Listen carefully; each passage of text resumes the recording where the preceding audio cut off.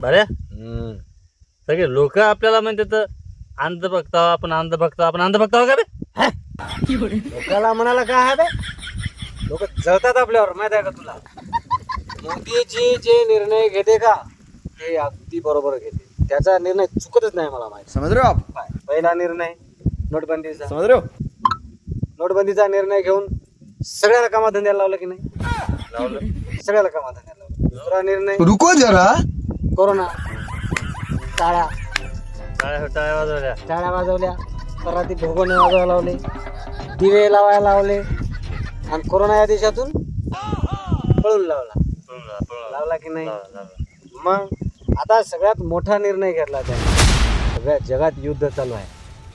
त्याला माहित आहे की पेट्रोल कमी पडते, तेल कमी पडते, म्हणून ते म्हणायला की पेट्रोलचा वापर कमी करा. भले तुम्ही एका गाडीवर 4 जण जा, पण पेट्रोलचा वापर कमी करा.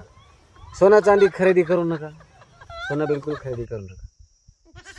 सोने खरेदी करायला आपल्या पैसे आहेत का? पैसेच नाही. बरोबर. आता खायचं तेल कमी वापरा. अरे ते बरोबर सांगितलं ना, खायचं तेल कमी वापरा. खायचं तेल नाही वापरलं की अटॅक येते, मरते, चरबी वाढते, चरबी वाढते. मग आपल्या शरीराचा विचार करायला ना ते कळा की नाही? आणि सगळ्यात महत्वाचा निर्णय आपल्याला त्यानं घेतला, आपल्यासाठी घेतला. म्हणजे आपल्याला म्हणला का ते की दारू कमी प्या. याला म्हणतात पंतप्रधान देशाचा. त्याला किती काळजी आहे. सगळं कमी करा, आपण दारू कमी करू नका. हा, धन्य मोदीजी, तुम्ही आम्हाला दारू कमी प्या म्हणलेलं नाही, त्याच्यामुळे आम्ही तुमचे आभारी आहोत.